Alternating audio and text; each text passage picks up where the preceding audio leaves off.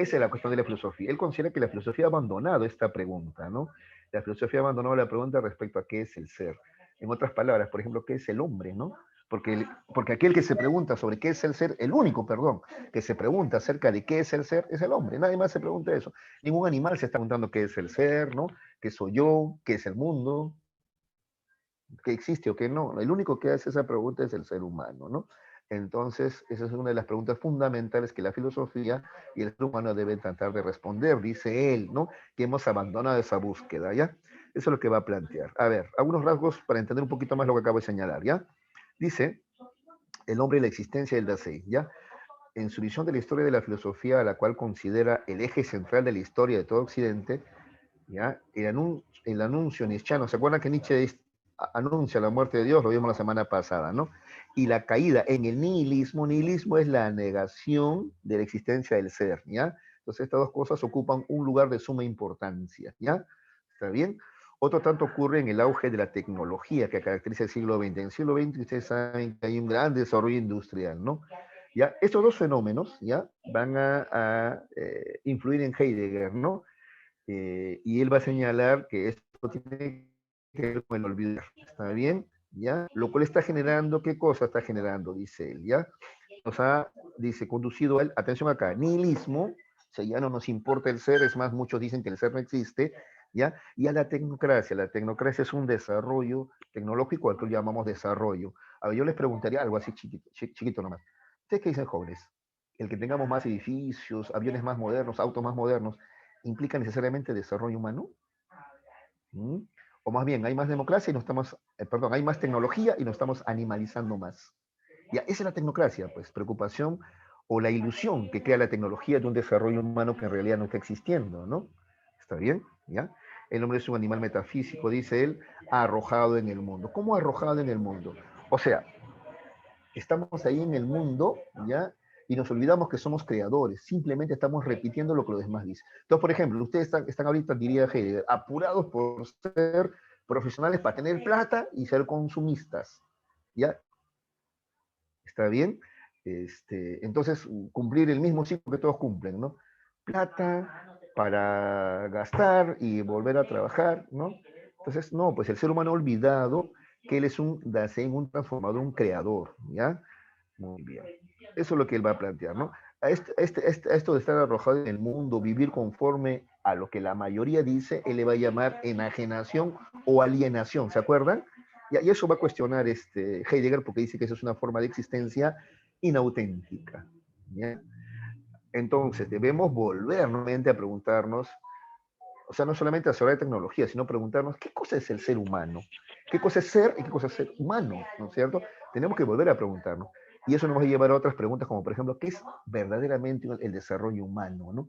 ¿Qué es el desarrollo realmente del mundo? No, no es solamente tecnología, ¿no? Entonces debemos volver a esas preguntas fundamentales, propone Heidegger, ¿ya? ¿Está bien? Muy bien.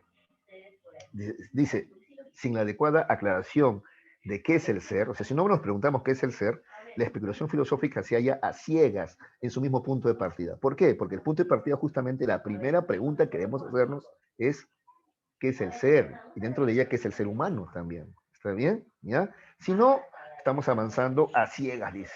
¿Ya? Entonces, eso es lo que él propone.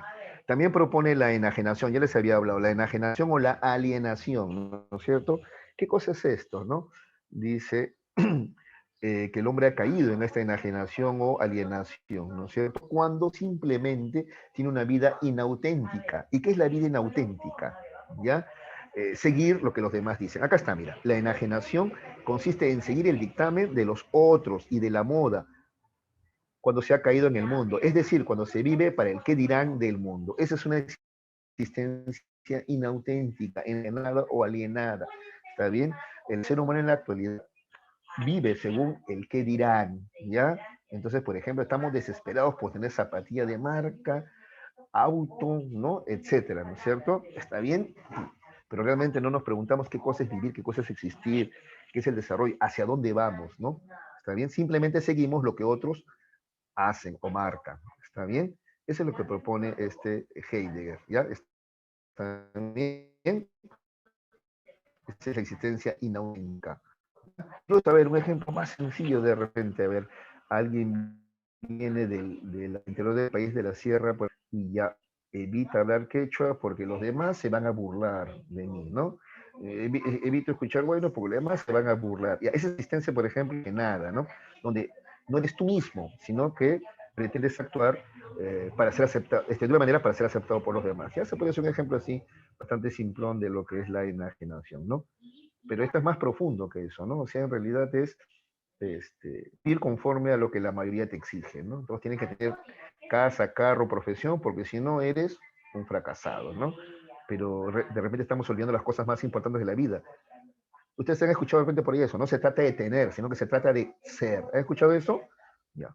Eso es Heidegger, pues. No se trata de tener, se trata de ser. Entonces no es qué tienes, sino qué eres. Tus valores, tus sentimientos, tus ideas, tus pensamientos, ¿no? ¿Está bien? Vivimos en una sociedad tan enajenada que, por ejemplo, dice Hildebrand, ¿no? Este periodista dice que si a ti te dicen que estás gordo, vas corriendo al gimnasio. Pero si te dicen que eres ignorante, no corres a la biblioteca, ¿no? Porque no, eso no interesa, ¿no? Listo, ¿ya? Ese es Heidegger, entonces, el existencialismo, ¿no? ¿Está bien? Para él, el hombre no nace hombre, el hombre se hace hombre, entonces, para Heidegger, ¿ya? ¿Se acuerdan de eso? ¿No? El hombre no nace hombre, se hace hombre, ¿ya? Y él tiene la libre elección, porque y el existencialismo es eso, ¿no? El hombre al nacer no tiene una esencia, no es hombre todavía, solamente tiene existencia nada más. Luego él libremente va a elegir qué quiere hacer con su vida, ¿ya? Ese es el existencialismo. Ahora vamos a Wittgenstein, ¿ya? Ludwig Wittgenstein. Él es austriaco y él es el representante máximo de la filosofía analítica, ¿ya? La filosofía analítica, ¿ya? Concibe la filosofía como un análisis conceptual lingüístico. Para él la filosofía no genera conocimientos, y eso es lo que él dice. La filosofía no genera conocimientos, no, no, no. La filosofía simplemente es, es una disciplina que esclarece el lenguaje, esa es su función, ¿ya? Entonces sostenía que la filosofía pretende la clarificación lógica de las ideas y que el lenguaje se compone de proposiciones complejas que pueden ser analizadas en proposiciones más sencillas hasta llegar a una formulación simple elemental, ¿no? Ustedes conocen la lógica proposicional, ¿no es cierto? ¿Qué pretende la lógica proposicional? Esto de acá, pues, analizar proposiciones complejas, volviéndolas más sencillas o elementales, ¿no? Proposiciones simples, ¿no es cierto? ¿Ya? ¿Está bien? Entendía que las palabras son herramientas que sirven para diferentes funciones, ¿ya? El reconocimiento de la pluralidad lingüística, bueno, esto lo logra en su segunda etapa, ¿no? Lo lleva al concepto de juego de lenguaje, ¿ya? A ver, veamos algunas ideas principales de Wittgenstein, ¿ya? Perteneciente a la filosofía analítica, ¿ya? Se divide en dos fases su pensamiento, ¿no? En el primer Wittgenstein, que se expresa en su libro El Tractus, y el segundo Wittgenstein, que se expresa en su libro Investigaciones Filosóficas. ¿Ya? En el primer libro, el Tractus, Wittgenstein declara que el objeto de la filosofía, mira, es lo que te acabo de decir, no es elaborar sistemas de verdades. La filosofía no elabora verdades, la ciencia elabora verdades. La filosofía no, no. ¿Cuál es la función de la filosofía? Desarrollar una actividad clarificadora del lenguaje, ¿no? Tendente, dice, a establecer una distinción entre problemas genuinos y problemas carentes de sentido, ¿ya? Por eso, por ejemplo, en lógica él se va a expresar, él se va a esforzar en clarificar, pues, ¿qué es una proposición? Un enunciado aseverativo que puede ser verdadero o falso. Por ejemplo, si yo digo, ¿no es cierto? Está bien, la pizarra es verde, ese sí es una proposición, porque es un enunciado donde estoy afirmando algo, y además esto que afirmo puede ser calificado como verdadero o falso, ¿ya? Eso implica un problema genuino. Pero en cambio, si yo digo, por ejemplo, ¿no es cierto? Por ejemplo, a ver, a, el sol está feliz porque brilla, ¿no es cierto? Eso no sería una proposición, porque no se puede ahí determinar si es verdad o falsedad, ¿no? Partiendo de que los sentimientos o emociones. ¿Está bien? ¿Ya? Entonces, por eso se esfuerzan mucho en definir una proposición, ¿ya? Y tratan de encontrarle también una lógica, una coherencia. Entonces, repito, para Wittgenstein la filosofía no es fuente de conocimiento, solamente es actividad esclarecedora del lenguaje, ¿ya? Eso lo deberías anotar si no te acuerdas. Ya, muy bien. Él dice, todo el resumen de su libro los problemas filosóficos se podría reducir o se podría resumir en lo siguiente, dice él, acá está. Todo cuanto puede decirse, se puede decir con claridad. Y sobre aquello de lo que no se puede hablar, hay que guardar silencio, entonces, ¿ya? Ellos van a tratar por eso de simplificar problemas. Ya te había señalado a través de las proposiciones. ¿Está bien? Una proposición es un enunciado aseverativo que puede ser calificado como verdadero o falso. Tiene esa propiedad de ser o falso. Si no, entonces mejor no hablar. ¿Está bien? ¿Ya? Mejor no hablar. Aparte que ellos mantienen un poco la postura también neopositivista, ¿no? ¿Está bien? De rechazo a lo metafísico, ¿ya? El cálculo, acá vamos a verlo más clarito, el cálculo proposicional, a lo cual también se le llama lógica proposicional, que tú la conoces, ¿no es cierto? La lógica proposicional, ¿no? Esto lo llevas dentro del curso de filosofía, también lo llevas en aritmética y hasta en razonamiento matemático. Entonces tú conoces la lógica proposicional, ¿ya? Se define como la ciencia que trata los principios válidos del razonamiento y argumentación. El cálculo, lo lógico, mira, es el esfuerzo por determinar las condiciones que justifican a una persona para pasar de una proposición dada, llamadas premisas, y llegar a qué? A una conclusión. Incluso la lógica profesional también tiene una parte simbólica, ¿no es cierto? ¿Está bien? ¿No? Con proposiciones, P, Q, R y conectivos, ¿no es cierto? ¿No? Y, o, si, entonces, etcétera. ¿Ya? ¿Está bien? Porque para él esa es la función de la filosofía, esclarecer el lenguaje.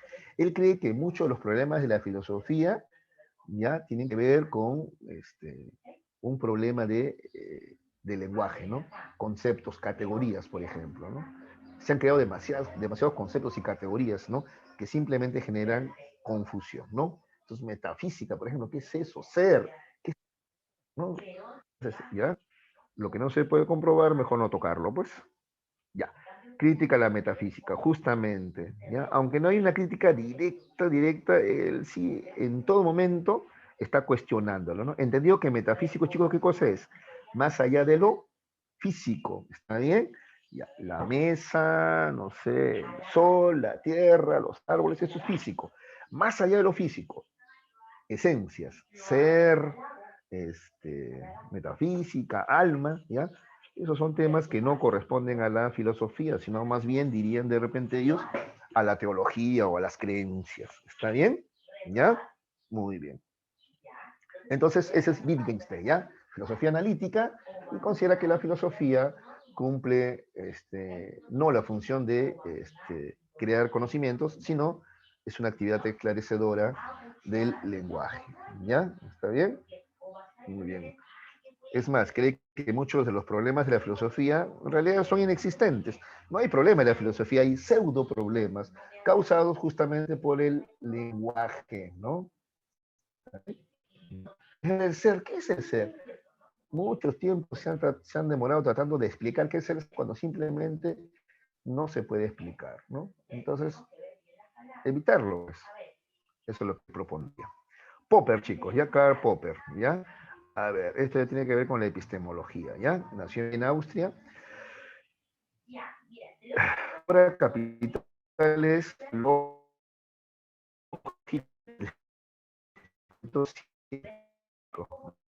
Ahí va a quedar esencia, ya, dedicar al círculo de Viena. A ver, te lo explico bien clarito, así, mira. El círculo de Viena, ¿qué cosa proponía el círculo de Viena? Que cómo un conocimiento es científico o no lo es, cuando se puede comparar. Eso se llama inducción. ¿Está bien? Ya. Pero eso lo va a cuestionar Popper. Popper dice, está mal, eso está mal. ¿Está bien? Porque si tú dices, todos los cuervos son negros, en esa expresión, yo te podría preguntar, dice Popper, ¿tú has visto a todos los cuervos del mundo? A todos, absolutamente a todos. Los que ya existen, existieron y existirán, eso es imposible. Pues. Entonces tú no puedes decir que todos los cuervos son negros, que por ahí hay alguno que tiene una manchita blanca. Te rompe todo, dice, ¿no? Entonces él propone, en vez de este criterio de verificación, ¿ya? Él va a criticar, acá está, crítica al verificacionismo, porque no se puede verificar todo, pues, ¿ya? Lo mismo puede pasar con los cisnes. Tú puedes decir, todos los cisnes son blancos, pero la pregunta es, ¿tú has visto a todos? A todos, absolutamente a todos. ¿Ya? Entonces, no, él va a criticar el verificacionismo y la inducción. Y en su lugar, él va a proponer, ¿qué cosa va a proponer él? Él va a proponer la, el planteamiento hipotético-deductivo, ¿ya? En su modo, modus tollendo tolen, que es negar negando, ¿se acuerdan? ¿No? Poniendo ponens es afirmar afirmando, tolendo tolens es negar negando. Entonces él dice, lo que hay que decir, o más práctico, es el falsacionismo, ¿ya? Entonces, en vez de decir, todos los cuervos son negros, lo mejor, ¿no? Lo más objetivo sería decir lo siguiente, ¿no? No hay evidencia de que haya un cuervo que no sea negro. Hasta el momento, ¿no? No hay evidencia de que no haya un cuervo que no sea negro. Ya, eso sería más científico, porque eso sí lo puedes decir con absoluta seguridad, ¿no? Hasta el momento no se sabe de alguien que haya visto un cuervo que no sea negro. ¿Está bien? Igual, hasta el momento no hay evidencia de que los metales no se hilaten con el calor. Hasta ahora todos se hilatan con el calor, ¿no? ¿Está bien? ¿Ya? Está bien, todos se hilatan con el calor. Listo. Entonces, eso propone. Entonces, va a criticar el edificacionismo, es inductivo, y va a proponer en su lugar, ¿qué cosa? El falsacionismo, ¿ya? Que es hipotético deductivo, ¿ya? A ver, un poquito más acá. A ver, critica el verificacionismo. Dice, es el término que se usa por oposición al falsacionismo. No, esta idea no va a ayudar, peor te va a confundir. Mejor lo que te he dicho yo, ¿ya? Entonces, anota, a ver. El Círculo de Viena, ¿ya? Proponía verificacionismo inductivo, ¿ya? Entonces, un enunciado es científico en la medida que se puede comprobar, se puede verificar en la realidad, ¿no? El cuervo es negro, ahí tú vas a la realidad, vas a un bosque, lo ves, ah, verdad, es negro. Y eso sucesivamente, ¿ya? Te lleva a esto, ¿no? De que todos los cuervos son negros, a una afirmación, a una generalización, ¿está bien? Ahora, cuando más cuervos has visto, más fuerte tu inducción todavía, ¿ya? Pero iba a criticar eso, ¿no? Porque tú no puedes ver a todos los cuervos de este tiempo que existieron antes y que existirán. Tú no sabes que en algún momento puede aparecer uno que no lo sea, un cuervo albino, qué sé yo. Entonces ya te rompe la regla, ¿ya? Lo mejor es decir, hasta el momento no hay evidencia, ¿no? De que haya un cuervo que no sea negro, ¿ya? Eso se llama falsacionismo, ¿está bien? ¿Ya? Entonces, para Popper, el mejor criterio de demarcación para saber si un enunciado es científico o no lo es, ¿ya? Es no la verificación, sino la falsación. ¿Está bien? Acá está. Falsación, principio de falsalidad, es una corriente epistemológica fundada por Popper, ¿no? Dijo que contrastar una teoría significa intentar refutarla mediante un contraejemplo. Ahí está el contraejemplo, ¿no? Hasta el momento no se ha encontrado, está bien, un cuervo que no sea negro. ¿Cuál sería el contraejemplo? Un cuervo marrón o albino. Ese sería el contraejemplo. ¿Ya? Muy bien. Si no es posible refutarla, dicha teoría quedaría corroborada. Muy bien. Eso es lo que propone Popper, así en resumen. Ya, chicos, si no, ahí tienen todo el material para leerlo, o también, como les he dicho antes, pueden escribirme al WhatsApp y yo encantado de responderles. ¿Ya? Tenemos que seguir avanzando, si el tiempo nos va a ganar. ¿Ya? Muy bien, sigamos. Thomas Kuhn, ya, este es un filósofo de la ciencia, ¿ya? Él va a hacer historia de la ciencia o filosofía de la ciencia, si ustedes quieren. Justamente así se llama su libro, ¿no? Muy bien. A ver, dice así, ¿no? Influido por los pensadores, ya, consideró que el estudio histórico es necesario para entender cómo se han desarrollado las teorías científicas y para conocer por qué en ciertos momentos unas teorías han sido aceptadas antes que otras. Ya, eso es lo que él va a tratar de estudiar, Thomas Kuhn, ¿ya? Y esto se va a preguntar, ¿por qué ciertas teorías científicas son aceptadas en cierto momento, ¿no? Y por qué son aceptadas antes que otras. Eso le va a preocupar a él, ¿no? Entonces, por ejemplo, ¿no es cierto? En un momento teníamos, por ejemplo, nosotros un paradigma, va a hablar de paradigmas, ¿no? Tenemos un paradigma, por ejemplo, digámoslo así, geocéntrico, ¿no? Se pensaba que la Tierra era el centro del universo, ¿no? Y luego pasamos a un paradigma heliocéntrico, ¿no es cierto? Ya. ¿A qué se debe? ¿Por qué aceptamos una idea y por qué aceptamos otra? Eso es lo que él va a tratar de estudiar, cómo avanza la ciencia, ¿no?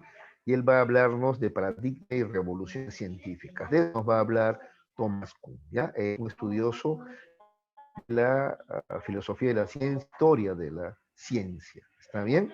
¿Ya? Muy bien. Entonces, conceptos claves para entender a Thomas Kuhn, a ver, chicos, ¿ya? Paradigma. Entonces, ¿qué es un paradigma? ¿Ya? Es conjunto de prácticas que definen una disciplina científica durante un periodo de tiempo específico. Si ustedes quieren, paradigmas, chicos, son límites, ¿ya? Dentro de los cuales podemos pensar. Un paradigma implica, por ejemplo, un método, un objeto de estudio, ¿está bien? Una epistemología, pues, ¿ya?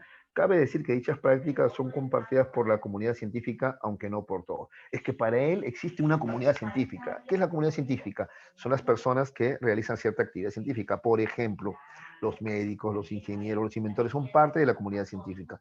Esta comunidad científica suele aceptar un paradigma, ¿ya?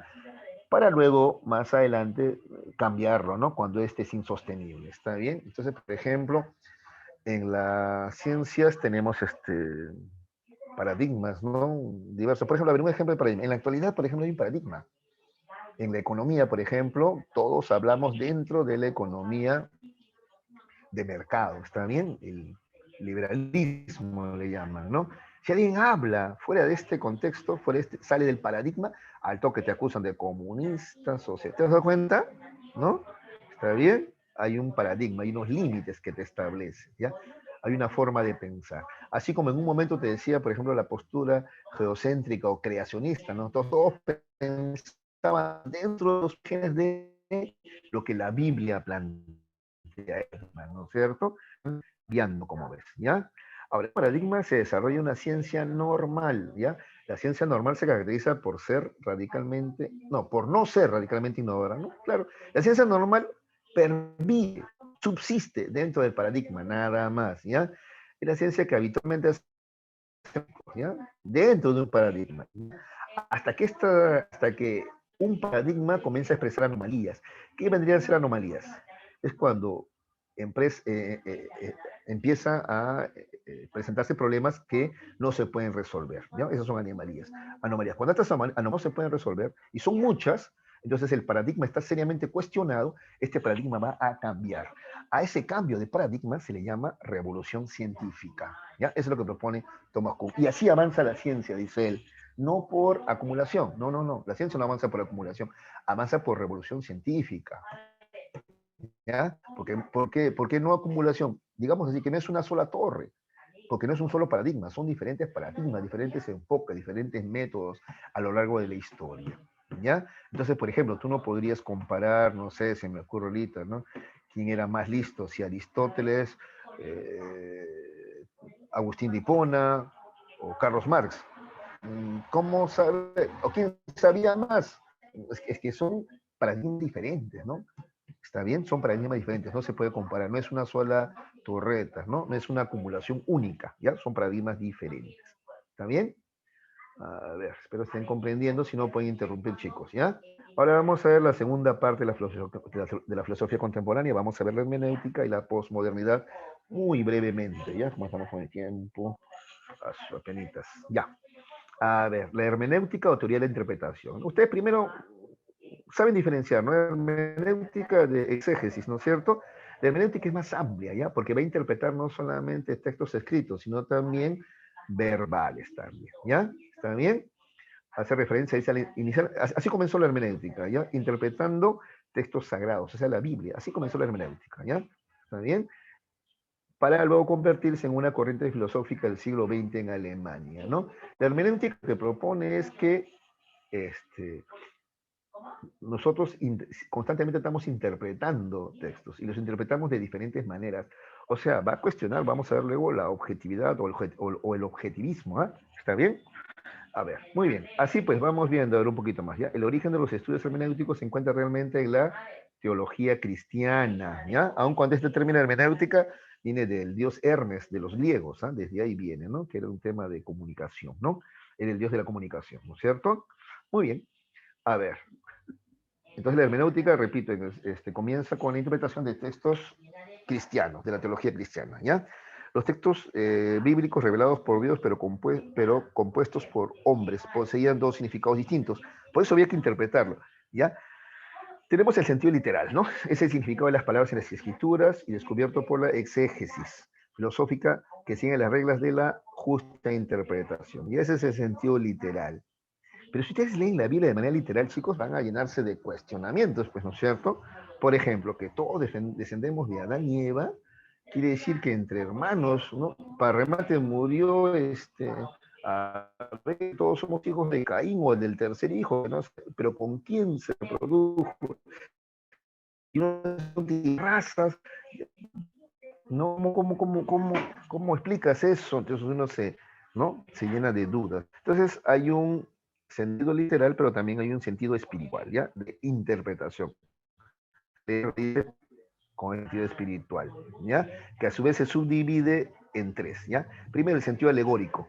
De esta manera, por ejemplo, el paso del Mar Rojo simboliza la victoria de Cristo en el bautismo. O sea, no es literal, no es que, ¿no es cierto? Se, o sea, no hay que interpretar de manera, por ejemplo, lo de Adán y Eva, lo de cuando Moisés abrió el mar, etcétera. ¿Ya? ¿Está bien? ¿Ya? Muy bien. ¿Qué más? Luego tenemos el sentido moral, dice, por el cual los acontecimientos narrados en la escritura pueden conducir a un obrar justo. Ya ese es el sentido moral también. Sí, muchas veces lo que te proponen son enseñanzas o valores, ¿no es cierto? En la Biblia, ¿no? Así tienes que tomarlo, son enseñanzas o valores, ¿está bien? Porque incluso, mira, a ver, tú podrías hasta cuestionar, ¿no? No sé si leíste, has leído la Biblia, por ejemplo, Abraham, lo que hace, como su esposa no podía tener hijos, él tenía un hijo con su empleada, con su criada, o su sierva en esa época, ¿no? O esclava, ¿no? ¿No es cierto? Y luego lo cría como propio, o sea, no era hijo de él y su esposa. Imagínate ahora, ¿no? Hasta cuestionamos los vientres de alquiler, o sea, quitarle el hijo a la criada, a la empleada, ¿no? Imagínate, ¿ya? Muy bien. Y finalmente tenemos el sentido anagógico, ¿ya? O místico, por el cual los santos pueden ver acontecimientos de una significación eterna. O sea, los santos pueden interpretar la Biblia y conducirte, dirigirte, ¿está bien? Por ejemplo, hacia los cristianos hacia la patria celestial. Esto de la tierra prometida, por ejemplo, ¿no? ¿Cómo lo interpretan un profeta es el que puede interpretar la tierra prometida. Entonces, por ejemplo, los hebreos, ¿no? Interpretaron que la tierra prometida era Palestina, ¿no? Y mira lo que están haciendo allá. Bueno, ahí nomás para no herir susceptibilidades, ¿ya? Muy bien. Características, a ver, de la hermenéutica, ¿ya? Con que el ser humano es por naturaleza interpretativo, ¿ya? Siempre estamos interpretando y interpretamos según nuestra subjetividad, ¿no es cierto? ¿Qué más? El círculo hermenéutico es infinito, o sea que no existe una verdad, sino que la hermenéutica dice su verdad, ¿ya? O sea, hay múltiples interpretaciones, en otras palabras, ¿ya? Es deconstructiva, porque solo deconstruyendo la vida se reconstruirá de otra manera, ¿ya? Existen dos posiciones contrapuestas dentro de la hermenéutica. La primera es la que sigue a Dilthey, ¿no? Considera que la interpretación como un método para las ciencias históricas o humanas, ¿ya? Eso considera que la hermenéutica es una interpretación para las ciencias históricas o humanas, donde se permite pues, la interpretación. En matemáticas no hay mucho que interpretar, ¿no? ¿Qué más? Y la segunda es la de Heidegger, que hace de ella un suceso ontológico, una especie de interacción entre el intérprete y el texto. Es parte de la historia de lo que es entendido, ¿no es cierto? Entonces hay una relación entre el ser que interpreta y el mundo que es interpretado, ¿no? ¿Está bien? Eso es lo que va a proponer Heidegger. Listo. Vamos a ver a Gadamer. Gadamer es uno de los máximos representantes de la hermenéutica, ¿ya? Él es el que traslada, ¿ya? Dice acá, ¿no? Trasladó el objeto tradicional de estudio, los textos sagrados, la Biblia, por ejemplo, y él traslada la hermenéutica a la interpretación ya no de textos sagrados, ¿no? De hechos sociales, o sea, lo lleva a las ciencias sociales, ya lleva la hermenéutica a las ciencias sociales, por eso cada vez es tan célebre, ¿ya? ¿Está bien? Dice que el significado de un texto no es reductible a las intenciones del autor, sino que es dependiente del contexto de interpretación. O sea, acá está sacudiéndose del relativismo, ¿no? Porque entonces cada uno interpreta a su manera. No es a tu manera. Tu manera está también a su vez influenciada por tu contexto social, ¿está bien? Repito, la forma como tú piensas, como tú interpretas, está también influenciada a su vez por tu contexto social, ¿ya? No es tan tuya, ¿ya? Muy bien, la máxima obra de Gadamer es Verdad y Método, ¿ya?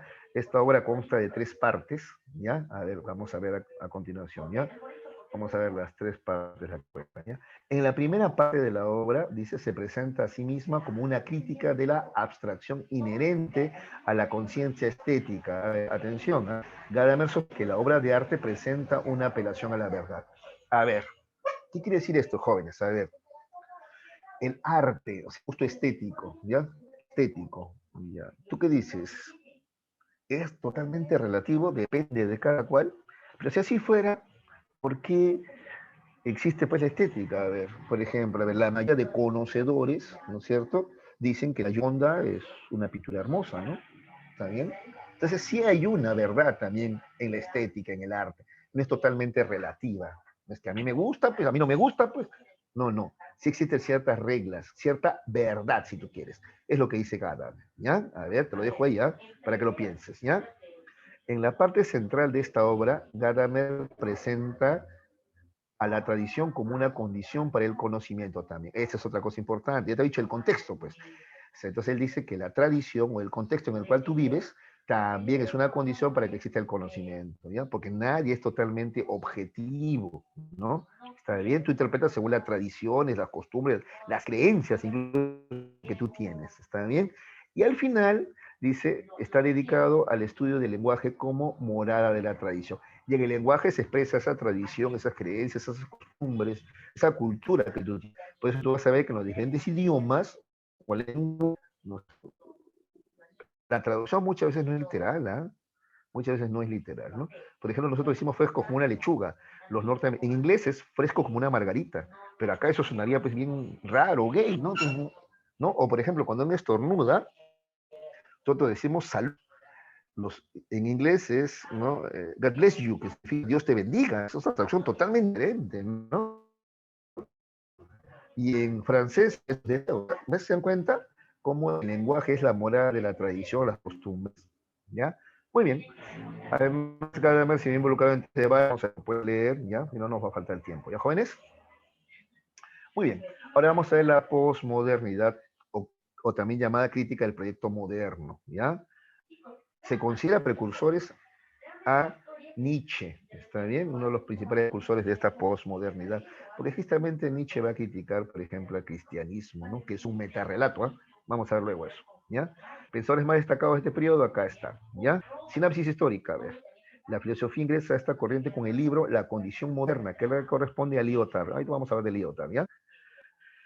Cuestiones del proyecto moderno o modernidad. A ver, sitúate en la modernidad, ¿ya? ¿Por qué lo va a cuestionar? A ver, ahorita vamos a ver, ¿ya? Al que los más radicales consideran liquidado, ellos consideran que la modernidad está liquidado, concluido, destruido, muerto.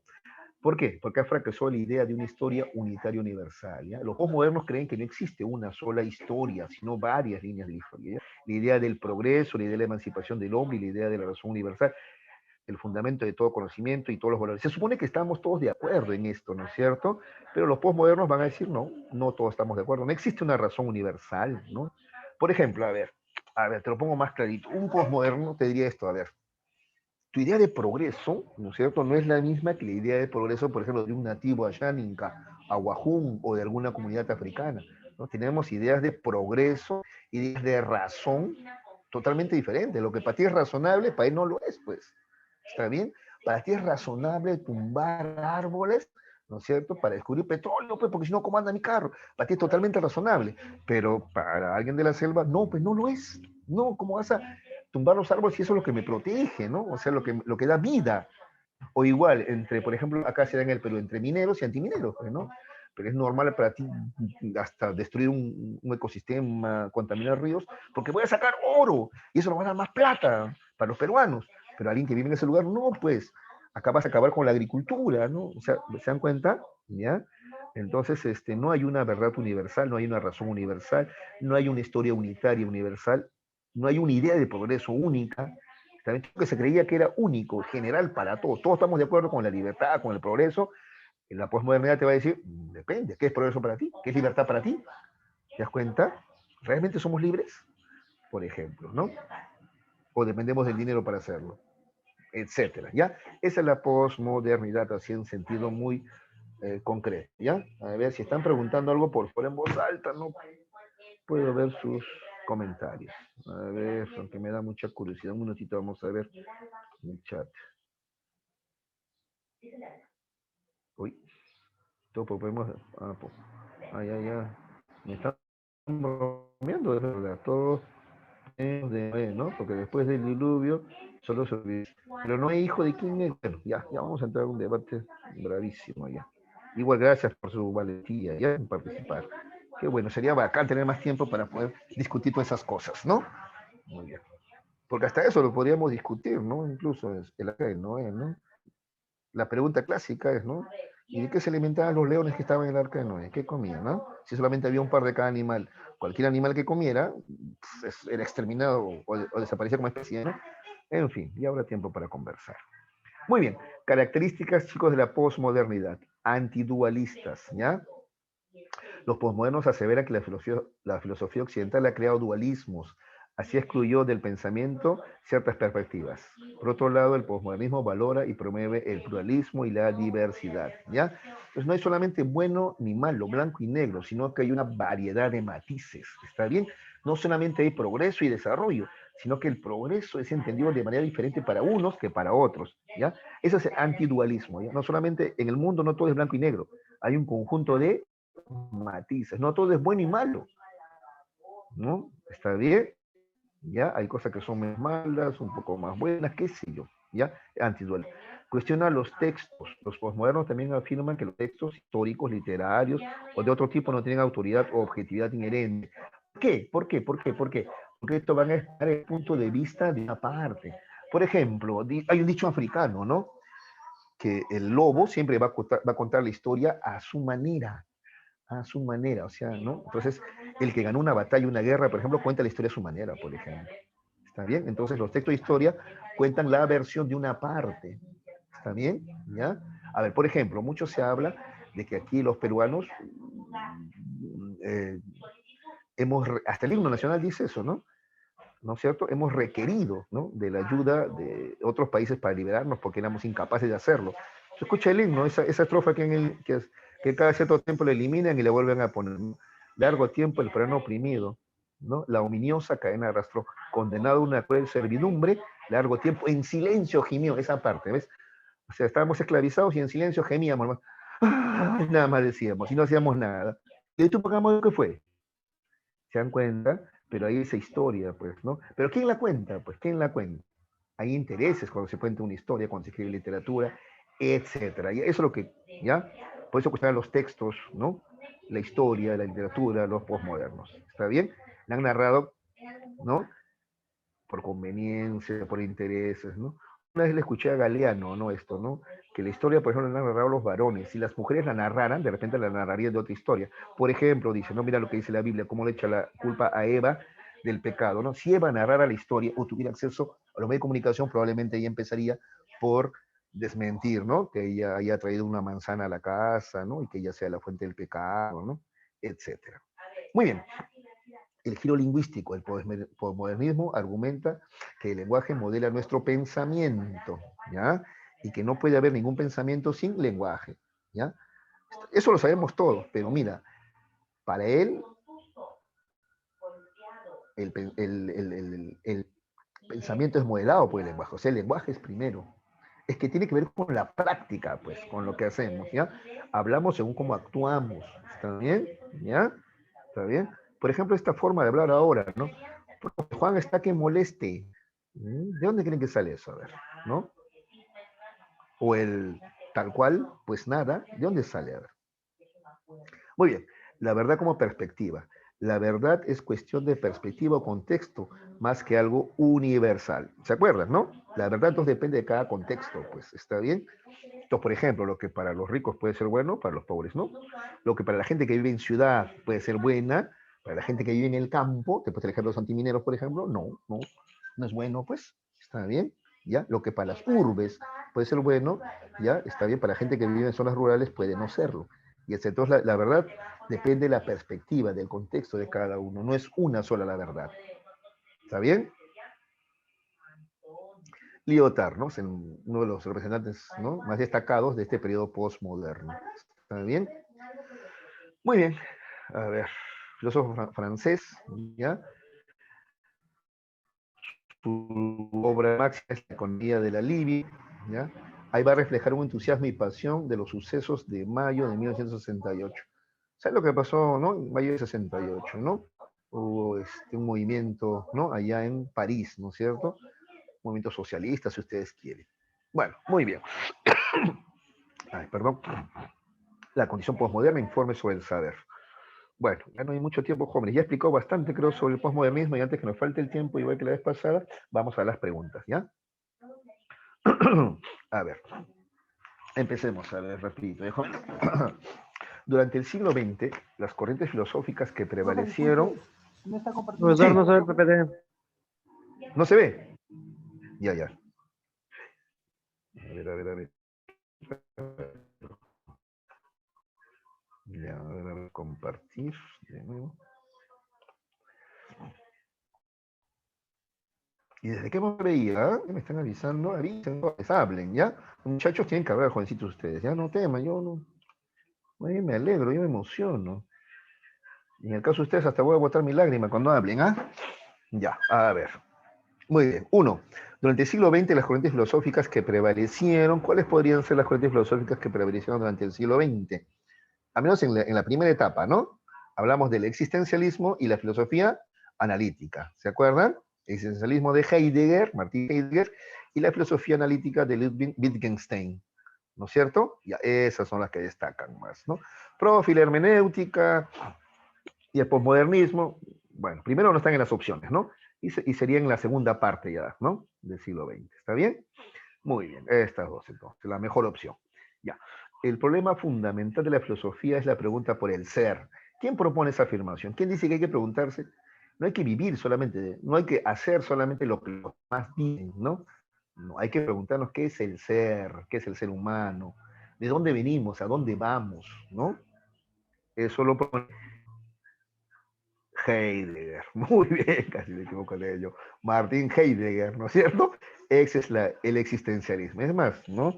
Su libro se llama Sistema y Tiempo, ¿no? Muy bien, Martin Heidegger, el existencialismo. Voy a hablar de este señor, ¿verdad? Pero bueno, no hay tiempo ahora.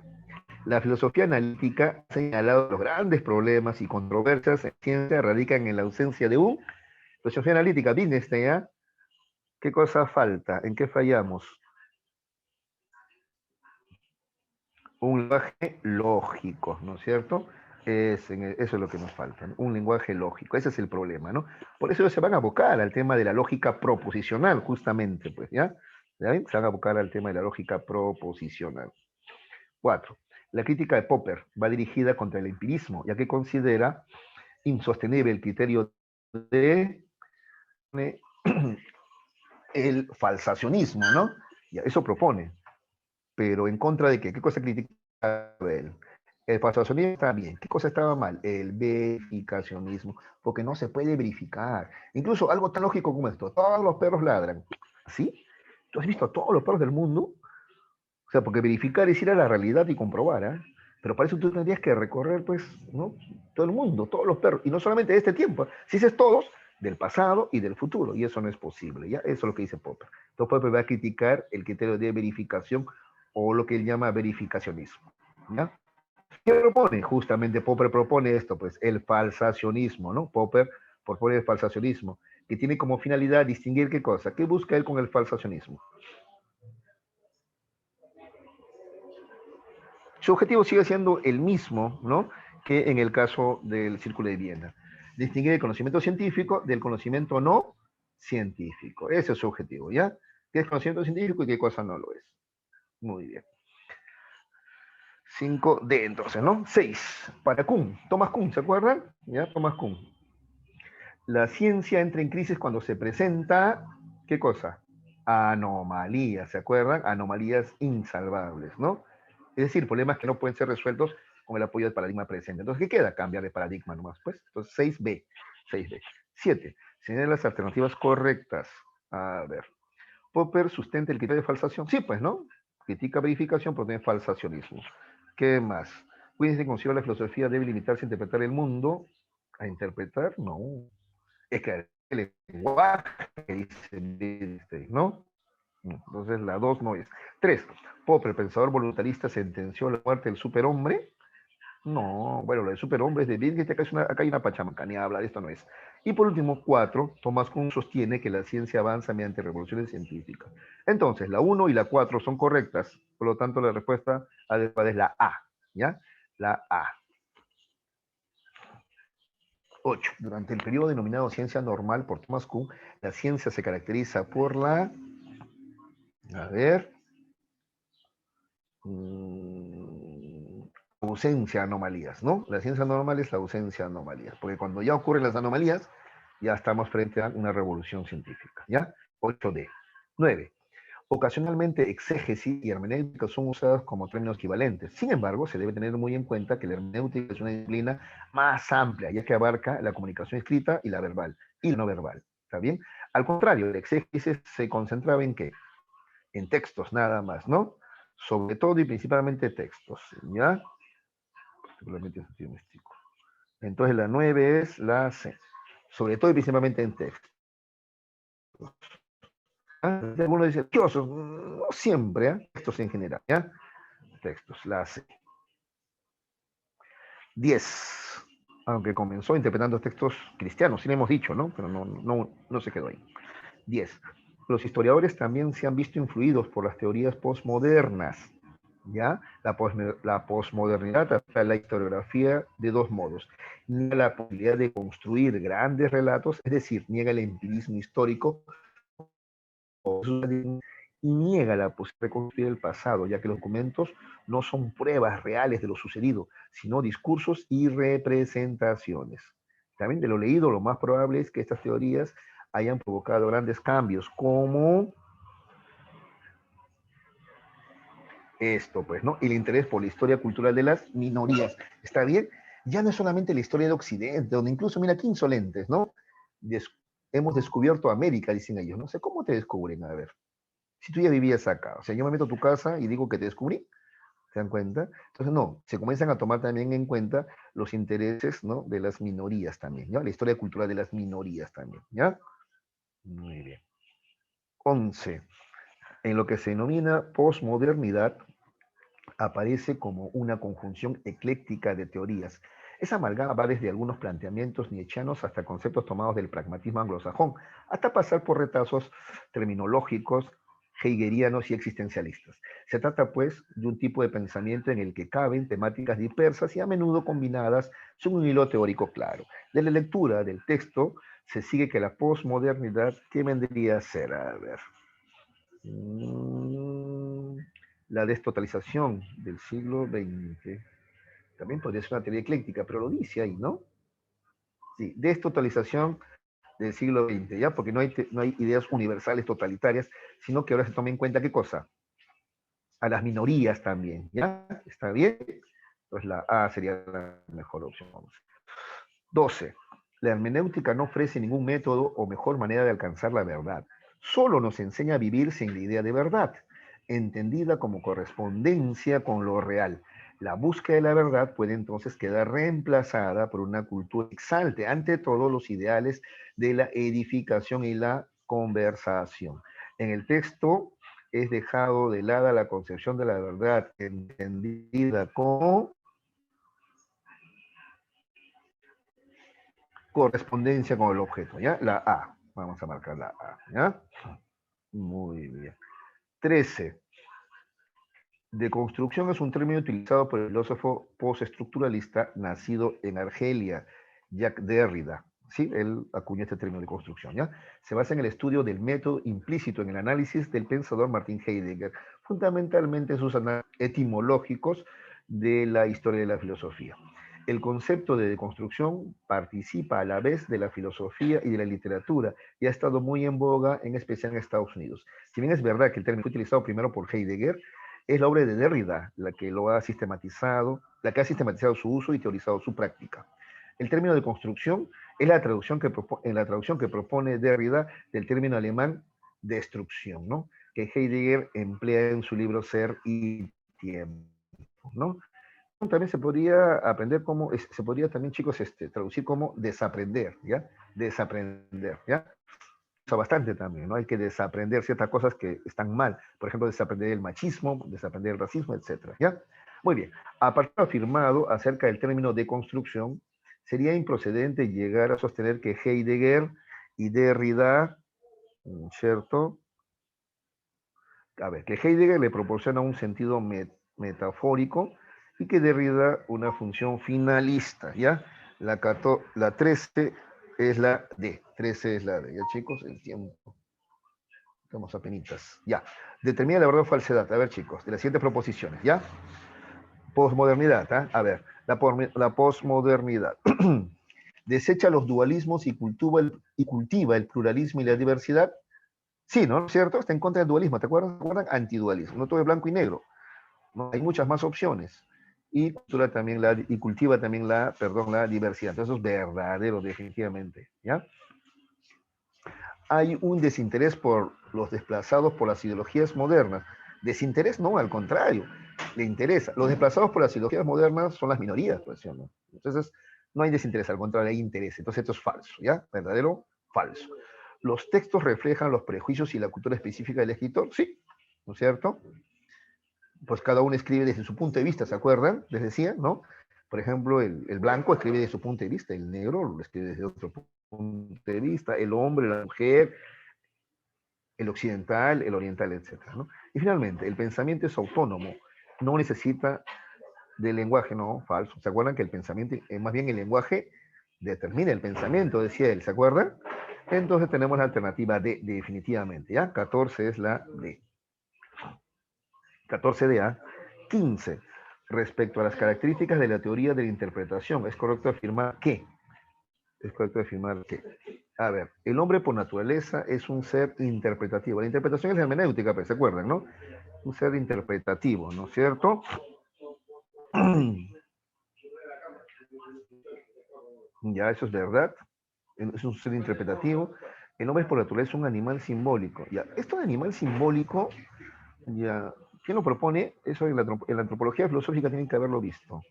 ¿Ya? Un animal simbólico. Es un francés, ahorita se me fue el nombre. Es un francés, pero no es postmoderno, pues, ¿no? ¿Qué más? No existe una verdad, sino que hay opción a decir su verdad, ¿ya?